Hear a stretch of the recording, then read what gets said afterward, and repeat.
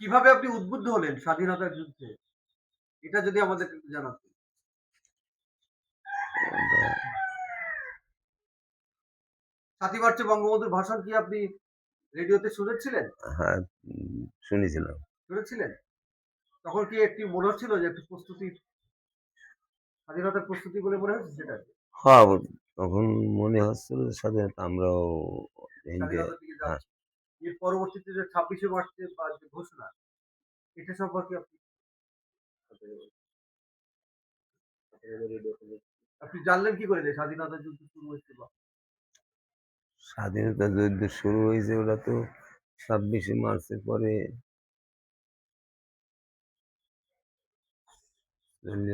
জানলাম কি করে কার কাছে?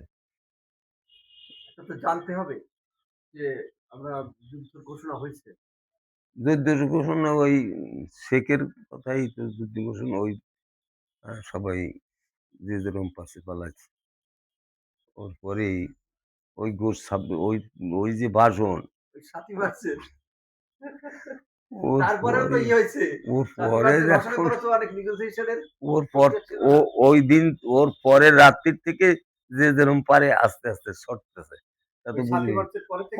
ওই যে বড় ভাষণ দিছে, যে যা পারো ওই যে ভাষণ দিছে, আচ্ছা, ওই পরেই দেই লোক আস্তে আস্তে কমিয়ে যাচ্ছে। একদিনে তো যায় না সব পুলিশ বিডিআর এখানে একটা হলো অর্থাৎ ৭ই মার্চের ভাষণের পর থেকে আস্তে আস্তে আস্তে, লোকজন আস্তে যে লোক যেরকম যাওয়া শুরু পারে করেছে। যাওয়া শুরু করছে যে সরকারের এর আন্ডারে চাকরি করা যায় না। এই মার্শালের কারণ আমাদের তখন এর আগে এম যশোরে পাঞ্জাবিরা মাইর খেয়েছে বহুত। পাঞ্জাবিরা? পাঞ্জাবিরা কারণ কয়েকদিন ছিল বাংলাদেশের দখলে মানে পাবলিক পুলিশ মিলিয়ে যে একটা যশোরে হয়েছিল যুদ্ধ তো না ওরা ওরা চাকরি বাকরি করছিল ও পাঞ্জাবি গুলো মারিয়ে দিয়েছিল সব বাঙালিতে তা জানেন না পাঞ্জাবিদের মারছিল? পাঞ্জাবি মারছিল কারা? এই আমাদের এই পুলিশ বিডিআর সেটা কোন সময়? সে ২৬শে মার্চের আগে না পরে? এইটা পরে আগে পরে? ও যুদ্ধ শুরু হওয়ার পরে তো মারবেই। না পরে মাইনে বরং এর আঘাতখানে তো স্বাধীন হওয়ার আঘাতখানে এরা ৩-৪ দিন যশোর দখলে ছিল পাবলিক পুলিশের দখলে। ছিল। ওই যারা ডিউটি করতো পাঞ্জাবি-টাঞ্জাবি এদিক সেদিক আ দে যারা ছিল যশোর টাউনে যারা চাকরি করতো ওই পুলিশ ওই ওদের পাঞ্জাবি। আচ্ছা। আমাদের লোকে ধরে, ধরে মারত। হুম। কারণ আমরা একত্র হয়ে নড়াইল থেকে বহুত লোক আসছিল পাবলিক হুম। এদিক সেদিক দিয়ে নানান রকম যশোরে জমা হইয়া পুলিশ এই আর্মির সাথে গন্ডগোল হয় ফাইটে। জি। তাতে আর্মি হটে যায়। পাঞ্জাবি আর্মি। পাঞ্জাবি আর্মি। তখন সেটা তো তো স্বাধীনতার প্রাক্কালে মনে হয় নাকি? ওই ওই গন্ডগোলটার আঘাতখানি ওইটা আমরা পালাবার ওই আঘাতখানি। আমরা তখন ও ওদের বহুত ওই যাতে আমি এই পাইজির থেকে পলাই গেছিলাম। পাইজির থেকে আবারও যশোরেও গেছিলাম বাসে করে। যশোরে যাইয়া ওই পাঞ্জাবি-ফাঞ্জাবি যেখানে আছিল পলাইয়া সব মারিয়ে ফেলাইলাম। তারপরে ২০-৫০ জন পাঞ্জাবি মারিয়ে ফেলে মেরে ফেলেছে কোন জায়গায় মেরে ফেলেছিলেন? ওই টাউনের মধ্যে যত জায়গায় মধ্যে এটা ডিউটি ছিল কত তারিখের দিকে হতে পারে? মানে কোন এই মাসের দিকে? এইটা তারিখগুলো মনে মানে নেই। কোন মাসের দিকে হবে? এটা আমি বলাই আর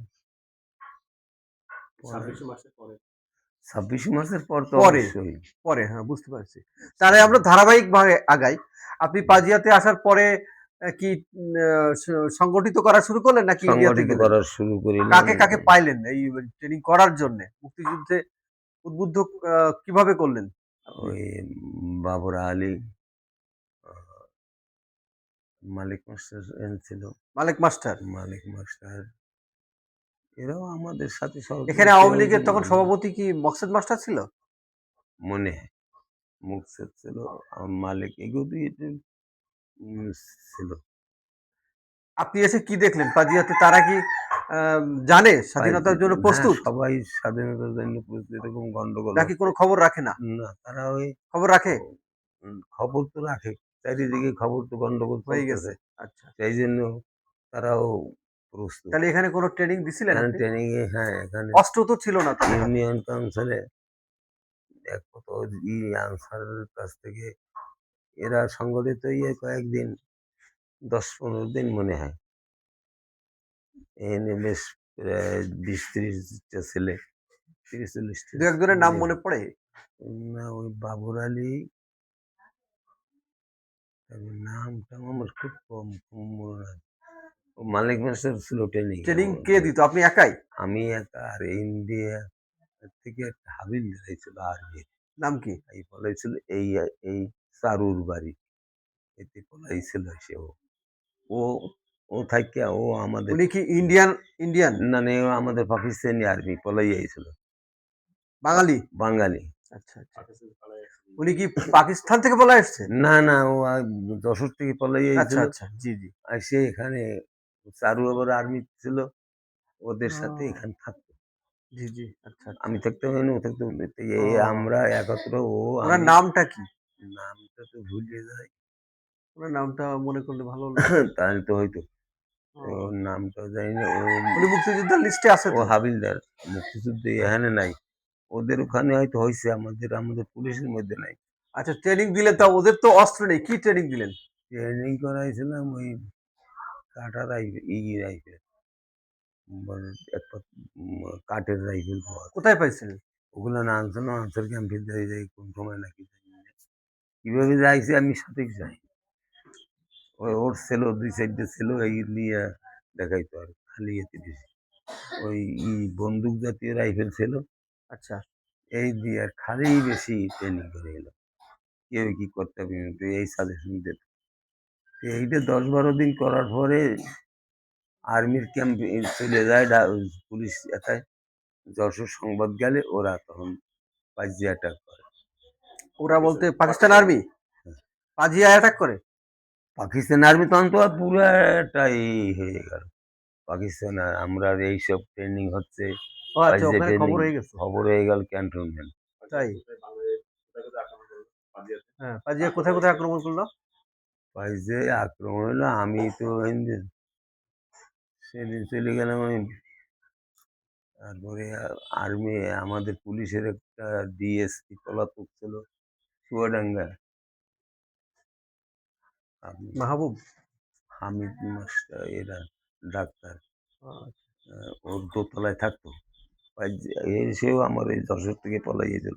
জি। ওখানে তার লগে যোগাযোগ করিয়া স্যার দেখি, আচ্ছা। তো সেও পলাতক ছিল ওই বাড়ি।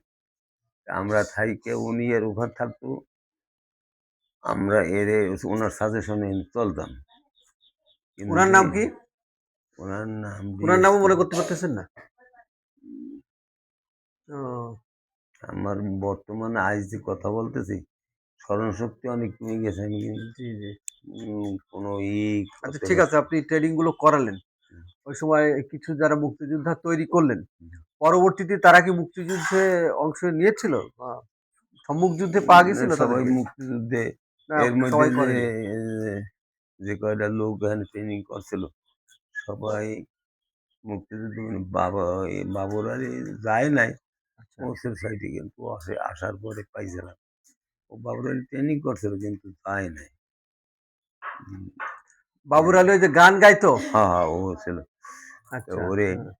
মারা গেছেন ও বয়াতি। মারা গেছে কিন্তু ও ও ইন্ডিয়ার পর্যন্ত যায় না, ও সেলফিতে, তবে আমার সাথে ট্রেনিং ট্রেনিং আচ্ছা, করাইছে এই জন্য ইন্ডিয়ায় কেউ হিসাবে। গেছিল? আপনি আপনার সাথে আর কেউ? না, আমার সাথে কিন্তু আমি একাই যাচ্ছিলাম। একাই জ্বর গেছিলেন? হইতে, যশোর হইতে ওই পাটকেলঘাটা পর্যন্ত, ওই তালা পর্যন্ত আমি একাই গেছিলাম। আর ইন্ডিয়া গেছিলেন কিভাবে? ইন্ডিয়া যাওয়ার যে প্রক্রিয়াটা কি সহজ ছিল? সহজ ছিল, হিন্দে সাতক্ষীরা যে বসিরহাট গেছিলাম উপর, ও বেনাপোল দিয়ে এক যাননি? সোজা আচ্ছা, ওইটা কাজ, উপরে এই বসিরহাট দিয়ে। বসিরহাট।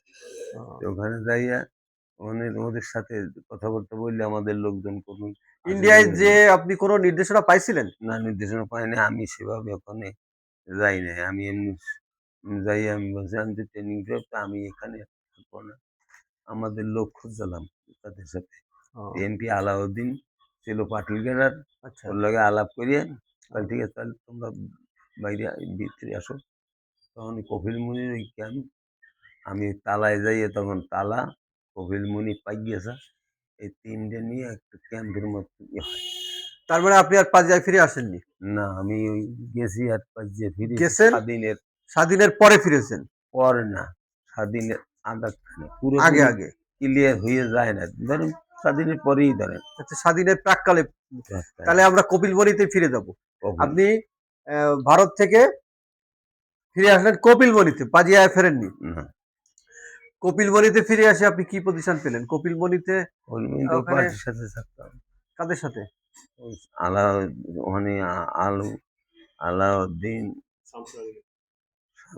শামসুল আরেফিন আচ্ছা, শামসুল আরেফিন উনি কি লেফটেন্যান্ট ছিলেন? লেফটেন্যান্ট ছিলেন।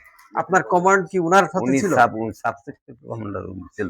কত নম্বর সাবসেক্টর ছিল ওটা? ওটা ওটা ৯ নম্বর। না, ৯ নম্বর সেক্টরের সাবসেক্টর কত নম্বর ছিল মনে করতে পারেন কি? কত মনে করতে পারবো না। আচ্ছা, সাবসেক্টর উনার ইয়েতে ছিল, সাব সেক্টর আরেফিন স্যার। আরিফিনের সার্ভিস। ও, এই যে এখানে জীবনী যখন চলছে তখন ওই আচ্ছা, তা ওখানে আর কাকে কাকে পেলেন বা ওখানকার কথা একটু বলেন তাহলে। ওখানে আলাউদ্দিন আলাউদ্দিন তো এমপি ছিলেন নাকি? এমপি আলাউদ্দিন ছিল আর এমনি এমএল ওই যে মুক্তিযোদ্ধা ওই আলাউদ্দিন ছিল। ছিল। আচ্ছা, ঠিক আছে। তাহলে উনি কি সরাসরি মুক্তিযোদ্ধাই ছিলেন? মুক্তিযুদ্ধে ছিলেন? হ্যাঁ, ছিলেন। ওনারা সরাসরি ওই মুক্তিযুদ্ধ ছিল। নিজের ওই তালায় ক্যাম্প করে পাই গেছে, তালা মিলিয়ে একটা ক্যাম্প হয়, সেই ক্যাম্পে কয়েকজনের নাম মনে করতে পারেন? আপনার সবচেয়ে কাছের লোক কে ছিল ওখানে? ওই তো সেই আলাও ছিল ৩-৪ জন। আপনার কাছের লোক কে ছিল? উম, এ, আপনার সতীর্থ দু একজন ওই যে ক্লোজ বলছি আমি ওইটা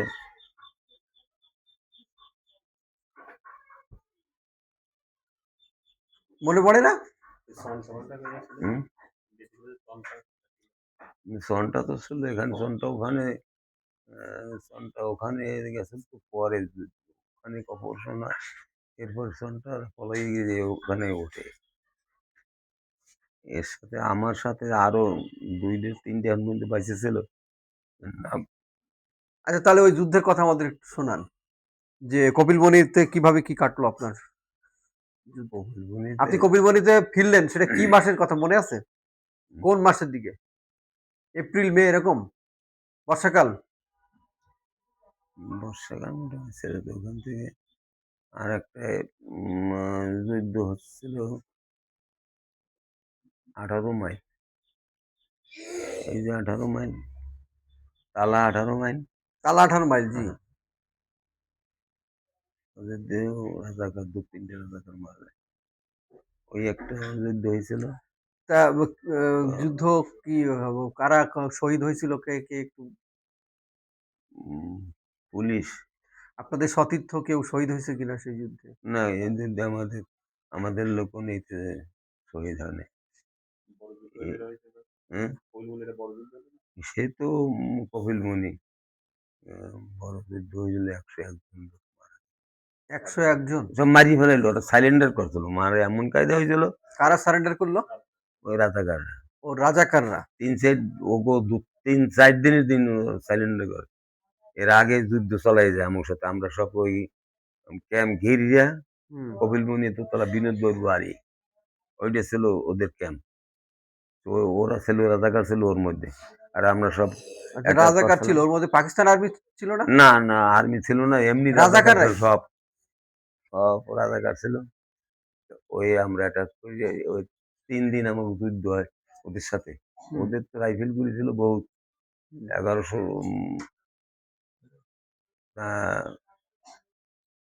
ওদের সাথে যুদ্ধের ৩ দিন, হ্যাঁ, সারেন্ডার করে ওরা বল ঠিক আছে একটু জোরে বলেন তো। তোমরা আসো। হুম, হুম। ওরা হাত জায়গায় জায়গায় এসে সারেন্ডার করলো? সারেন্ডার করলো। সারেন্ডার করার পরেও কি হত্যা করা হয়েছে? সারেন্ডার করার পরে ওরা মারা হয়েছিল। তাই? ৪ দিন করে লাইন দিয়া হুম। ওকে গুলি করেছিল। এটা যুদ্ধের নিয়ম পরিপন্থী না? এটা ফোনতে হলে ও হইয়া গেছে এরকম করেছে। আচ্ছা। আর এটা তো আর বলার কি যে ওরা ও, সারেন্ডার করার লোকগুলো মারছো কেন, এই কথা তো হুম, অত উঠান যায় না। এটাই বলছি। কিন্তু এরা তো বললেই ফেলাইলাম। হ্যাঁ। না, এগুলা ইতিহাস তো তো ইতিহাসই। কখন কি কোথাও মুঠে আসে এটা উঠেই না, আসলে উচিত না। সাইলেন্ডার সেটাই। করছে সেই লোকগুলা, সারেন্ডার করা তো কেন মারছে নিয়ম। এটা তো আমিও বুঝতেছি। জি। মারিয়ে ফেলেছে রাগের মাথায়, একটাও বাঁচতে দেবে না। ও, ওরা তো রাগের মাথায় সেই কমান্ডার অর্ডার দিল, সেই পয়লা দিল আমার হাতে সেলার শিখিয়ে দিল এরম। হুম, বলছে, শাহজাহান মিয়া আপনি ই করেন, আপনি পুলিশের লোক, ট্রেনিং প্রাপ্ত, জি, আপনি করেন। আমি বললাম, ফায়ার করে। আমার দ্বারা সম্ভব না, আমি হাত ফেল করবো, এত লোক মারা সম্ভব না, আমি তাই পারবো না। বললেন? আচ্ছা। আমার কাছে আবার এরকম রাইফেল হুম, টাইনে নিয়েছে আরাফিন, লেফটেন্যান্ট আরফিন নিজেই।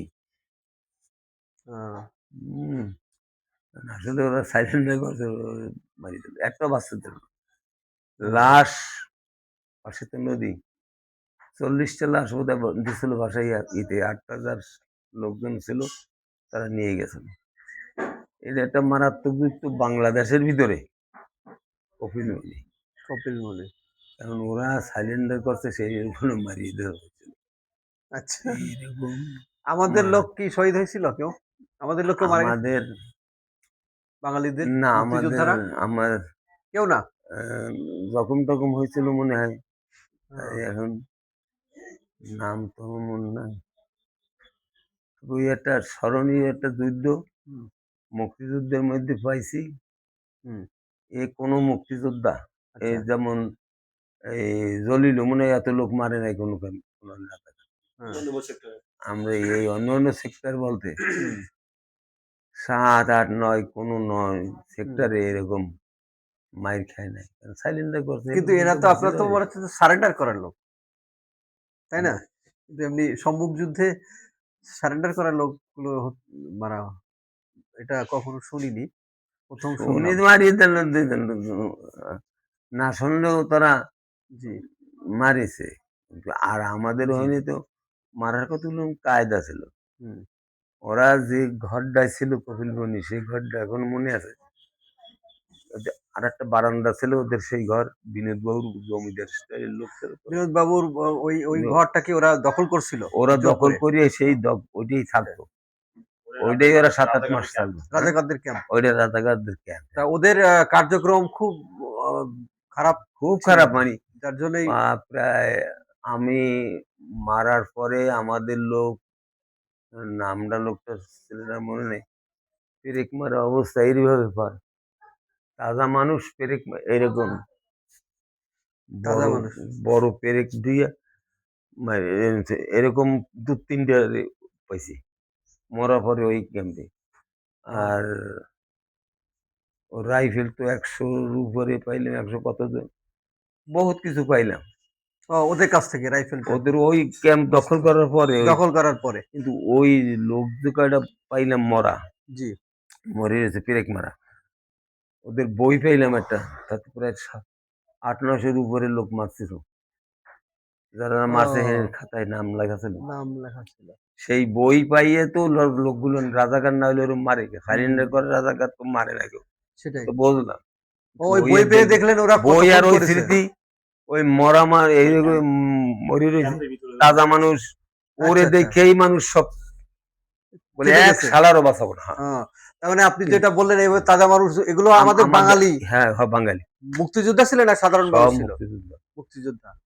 ওদের ওভাবে টাঙানো ছিল। তার নাম ছিল আমাদের ওই যে আমাদের মুক্তিযুদ্ধ একটা, ওরা ওই নিয়ে গেছিল, আগের ধরে নিয়ে এসেছিল, ওরা ওই বাড়ির যাইছে আইসে লোক ধরে নিয়ে মারি ফেলে। হ্যাঁ, এদের মারার তো উদ্দেশ্য, রাজাকাররা খুব খারাপ ছিল, ও জায়গায় রাজাকাররা খুব খারাপ। তাই ওই লাস্টে হ্যাঁ। যখন ওই পেরেক মারিয়ে থুইছিল 3 দিন, 3 দিন পরে সে মারা যায়। এরপর আমরা অ্যাটাক করি, ও। ওর ওর সিনিয়র আপনাদের অ্যাটাক করে করার উদ্দেশ্যটা কি ছিল? ওই ক্যাম্পটা দখল করা? আমি রাজাকার মারি ফেললাম। ওখানে কোনো পাকিস্তানি আর্মি ছিল না, সব না না রাজাকার। না না, পাকিস্তানি আর্মি ছিল না, এত রাজাকার? এত রাজাকার। ও তো ক্যাম্প, ওর ওই কপিলমুনির পাশে একটা ছিল টুডে আলী, সেসব জায়গায় যত রাজাকার ছিল ওই ক্যাম্পে গিয়ে উঠছিল। আচ্ছা, আপনাদের দৃষ্টিতে এই যে রাজাকার বা আলবদর যারা ছিল, এরা আসলে তৎকালীন কারা ছিল? কোন নির্দিষ্ট দলের ছিল না না নির্দিষ্ট দল নেই, নাকি সুবিধাবাদী লোকগুলোই? আসলে কি? সুবিধাবাদী ধরেন। নির্দিষ্ট কোনো দলের ছিল না? ধরেন জামাত ইসলাম, মুসলিম লীগ, এই যে আমরা তখন ছিল দেখছি। মুসলিম লীগ, আওয়ামী লীগ, হুম। ভাসানী নেপ এই এই ২-৩ টে পার্টি ছিল। তা ওই রাজাকাররা কি কোনো নির্দিষ্ট দলের ছিল কিনা? নাকি সব দলের ওরকম কোনো দল ছিল না? কারা ছিল রাজাকাররা?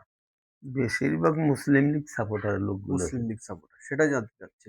হুম, বেশিরভাগ মুসলিম লীগ সাপোর্টাররাই রাজাকার ছিল। হ্যাঁ, ও, ওই রাজাকারের পরিমাণ তো ওই কম সময় ছিল মনে আওয়ামী হয়। লীগ সাপোর্টার মজিবর ছিল। আর ওই ওর এন্টি ওই মুসলিম লীগ ভাসানী নেপ মুজিবরের সাথে খুব পাতিলি ছিল। অত পার্টি ছিল যে ভাসানী। হুম। কিন্তু কাজকর্ম যা করতো ২ দিনে পরমেশ-টরমেশ করে দেখতাম তাহলে কত। সম্মুখ সমরের যে যুদ্ধটা বললেন এইটা, এটা হইলো এটা রাজাকাররা। হলো সেই রাজাকারদের আত্মসমর্পণ করার মাধ্যমে ওই আপনারা ক্যাম্প দখল করলেন। তা আর হ্যাঁ। কোন যুদ্ধ? নগর পরে যুদ্ধের পরে আমি আ শেষ হয়ে আসলো। এদিকে পুরা যুদ্ধ চলতেছিল একাই। আ জ খুলনার ফুলতলায় কি জায়গা? গ্যারিসন। হ্যাঁ, ওখানে যুদ্ধ হচ্ছিল কয়দিন, তাতে ওরা বহুত লোক মরে। তা আমি ওই সময় যাই নাই। আমি চুকনউদ্দা এসে এদিকে না এসছিল, আমি বললাম, "না, আমি আচ্ছা, যাইতে আপনি পারবো।" আরেকটা আমি এটা প্রশ্ন, সেটা হচ্ছে চুকনগরে একটা গণহত্যা হয়েছিল। হয়েছিল। এটা সম্পর্কে কিছু জানেন কিনা ওরা বা কোনো? ওরা সম্পর্কে গণহত্যার পরে আমি তো, যে গণহত্যাটা হয়েছিল ওর পরে আমি এখান থেকে যাই। ও, এতদিন ছিলাম এর মধ্যেই। এর মধ্যে ছিলেন। হ্যাঁ, ও ও, গণহত্যা যে এখানে ওখানে মানুষ প্রায় ২,০০০-এর উপরে মরিয়েছিল। হুম। ছেলে, মেয়ে, বাচ্চা-কাচ্চা। ওটার পরেই আমি ওই ওদের লাশের গায়ে পাড়া দিয়ে ওপার পার হইছি এরকম।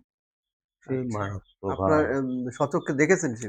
ওইটা স্বচক্ষে দেখেছি, ওই স্বচক্ষে আর দেখিনি। কিন্তু আমি এই পাইচার থেকে যে যাওয়ার পরে চোখনগর আ নদীর উপরে উঠলাম যে, হুম। যখন ব্রিজ না কিছু ছিল না, খালি ইতে গেলাম। তাতেতে ওই যে লোকজন এখানে ছিটতেছে, মরে গেছে, ওখানে মরে গেছে। শুকনগর পুরা এলাকায় ও, প্রায় ২-৩ হাজার বেশি, ২-১ লাখ মনে হয় এরকম লোক। আহা! এত লোক এত লোক! মারিয়েছিল। সব পাঞ্জাব এই এই মুসদ্দ হুম। এই ইন্ডিয়ায় পালিয়ে যাচ্ছিল নিরীহ মানুষ, তাই না? ওরা গাট্টি বসতো মানে গাট্টি নিরীহ, তারা তো দূর নিরীহ। থেকে আসতো নিরীহ মানুষ। তারা তো আর হুম। হিন্দুরা তো আর আমার সাথে তখন ই করে নাই। পরে হয়তো ইন্ডিয়ায় যাওয়ার পরে কিছু মুক্তিযুদ্ধ হইছে, হ্যাঁ।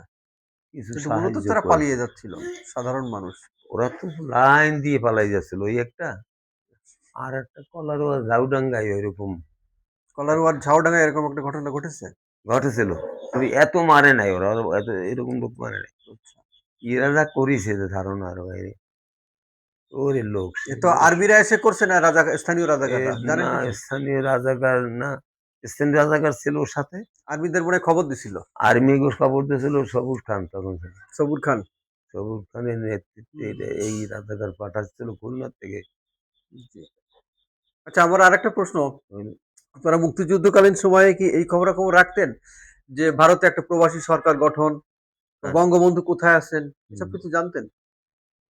বঙ্গবন্ধু কোথায় আছেন তা জানতেন? জানতে উনি তো পারি। পাকিস্তানি কারাগারে যে আটক আছেন, এই আছেন। খবর কি আপনারা রাখতেন? না, সেটা রাখতাম তো পাকিস্তান নাকি কারাগারে। উনি ইন্ডিয়া আছেন মনে করতেন? কি খবরাখবর কিছু পাইতেন? কোন জায়গায় যে আমি খুঁজে প্রবাসী সরকার পেতাম যে না। হয়েছে, এটা আপনারা খবরাখবর তো হ্যাঁ? নিশ্চয়ই রাখতেন। স্বাধীন বাংলা বেতার কেন্দ্র শুনতেন? শুনতাম, মাঝে, মাঝে শুনতাম না এমন না। মাঝে, মাঝে শুনতেন। তা ভারতে যে একটি প্রবাসী সরকার গঠন করা, এটা জানতেন না? হ্যাঁ, নজরুল ইসলাম, সেখান থেকে তাজউদ্দিন তাজউদ্দিন আহমেদ। মনসুর, হুম। ক্যাপ্টেন আর মনসুর। বঙ্গবন্ধুর কথা কি জানতেন? সে অ্যারেস্টে আছে না এটা তে জানতেন নাকি? না পরে জানছেন আমাকে অনেক? সাথে তো আর ছিল না। সে তো অ্যারেস্টেই ছিল বোধহয়। এটা কি জানতেন তখন? জানি। ও, জানতেন। তারপর আমরা স্বাধীনতার দিকে আসি। স্বাধীনতার স স সমসাময়িক সময়ে কখন কিভাবে স্বাধীনতার দিকে আগালো? স্বাধীনতাটা ত্বরান্বিত হলো কিভাবে একটু বলেন? ১৬ই ডিসেম্বরের আগ মুহূর্তে। আমি তো আর অত কিছু জানতে পারবো না। আমি ফোর্সের লোক। আমি ওখান থেকে আসার পরে যশোর আইসা আবার পুলিশ ট্রেনে জয়েন করি। স্বাধীনতার পর। পর স্বাধীনতার আগে ডিসেম্বর মাসের স্মৃতি মনে পড়ে না? আমি ডিসেম্বরে তো আমি ওখানেই ছিলাম। ১৬ই ডিসেম্বর যে আমরা বিজয় লাভ করলাম, সেই স্মৃতিগুলো মনে নেই? আমার যে স্বাধীন হলেন? ওই তো স্বাধীন হলাম যে স্মৃতিগুলো আমি কিছুই তো মনে পড়বে না। আমি এইটা বিজয় বলতে লাভের স্মৃতি মনে নেই? বিজয় লাভের পরে এদের চলে আসলাম। আসার পরে চাকরি জয়েন করি। সেটা তো কিন্তু বিজয়ের পরে। বিজয়ের পরে। কিন্তু বিজয়ের সময় তখন তো কিছু মনে পড়তেছে না।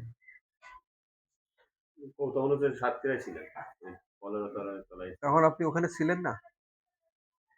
যে পাকিস্তানি আর্মি পালাই গেল, আত্মসমর্পণ করলো, সে সময় তো আমি ইন্ডিয়ান জয়েন আর্মি করি। আসলো, হ্যাঁ? ওই যে টাইমটা পাকিস্তানি আর্মি-টার্মি উম পলাই গেল, আত্মসমর্পণ করলো। সে সময় তো আমি পুলিশ লাইনে।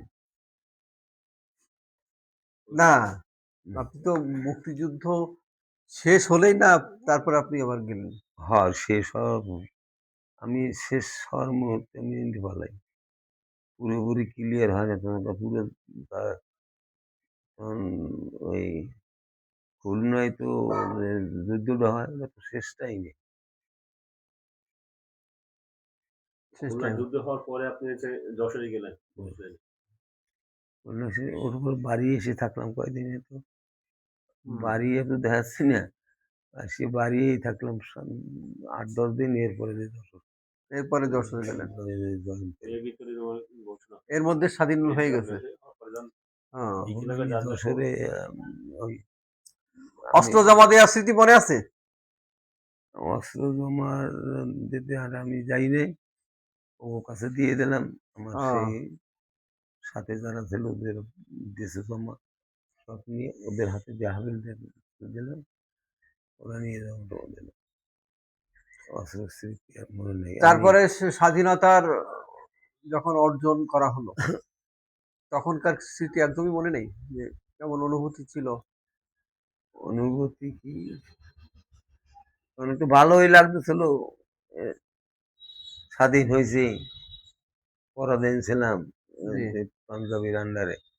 একটু মানে ফুর্তি-টুর্তি লাগবে এই জি। অনুভূতি। কারণ একটা মস্তানি ভাব ছিল। হ্যাঁ, এই পর্যন্ত কানই ছিল আমার দাড়ির। হ্যাঁ। এই পর্যন্ত ইস মস্তান টাইপের ছিলাম। পুলিশের মধ্যে আমরা যারা মুক্তিযোদ্ধা ছিলাম, হুম, তারা একটু মাতব্বর-সাতব্বর ধরনের ছিলাম হুম। পুলিশ লাইনে। জি।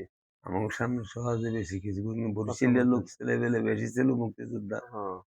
আমরা যশোরে পুলিশ লাইনে খুব একটু চলতাম ডাটে-ফাটে। এখানে আমি একটু আবার বিরোধী জানতে চাচ্ছি, সেটা হলো আপনারা যখন মুক্তিযুদ্ধ করছেন, তখন আপনাদের ধারণা কি ছিল? যে ৯ মাসে স্বাধীন হলো, এই ধারণা কি ছিল আপনাদের? যে না দীর্ঘায়িত হবে আমরা মুক্তিযুদ্ধ? দীর্ঘায়িত হবে এইটাই হ্যাঁ, ধারণা যে ছিল। দীর্ঘায়িত হবে মুক্তিযুদ্ধ। হ্যাঁ, কিন্তু এর হঠাৎ এ এত তাড়াতাড়ি আপনাদের ধারণা কি ছিল যে কতদিন ধরে আমাদের এই যুদ্ধটা করতে হতে পারে? কেমন ধারণা করতেন?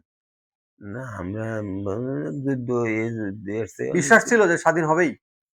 বিশ্বাস ছিল আইসো খালি স্বাধীন হবেই। যখন পুরোপুরি ভাষণ ওগুলো শুনতাম হুম। ছোট রেডিও-টেডিও করে তাদের স্বাধীনতা হইবেই। কিন্তু অনেক দেরি হবে। দেরি হবে এত তাড়াতাড়ি হবে বুঝতে পারি।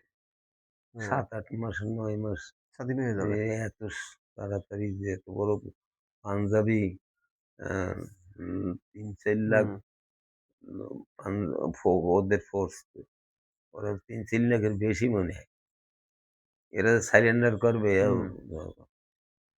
আমাদের মুক্তিযুদ্ধে ভারতের তো অবশ্যই একটা ভূমিকা ছিল। বিরাট ভূমিকা ছিল। বিরাট ভূমিকা ছিল। ভারতের আর্মিরা আমাদের সাথে ছিল। হুম। আ 8-10,000 আর্মিতে ভারতের মারা গেছিল। হ্যাঁ, এরা আমি চোখে দেখিনি আর কি শুনেছি। জি। তারা ওদের অবদান বিরাট অবদান তো। বিরাট অবদান। ওদের অবদানের জন্য স্বাধীন হইছে না হইতো না, পারত না। আমরা তো বড় অস্ত্র ইউজ করি না, সব ছোট অস্ত্র। রাইফেল, স্টেন গান, শর্ট গান, তারপরে এই বড় এলএমজি। এই বড়, বড় সিকিউরিটি ৩-৪ রকমের অস্ত্র সবসময় আমরা ব্যবহার ভারত করি। তো তাদের নিজেদের স্বার্থে আমাদের না সহযোগিতা করছে করছে নাকি? স্বার্থে করুক আর না করুক এর হাজার, হাজার বাদশারা ওরা জি। বুঝুক কি যে।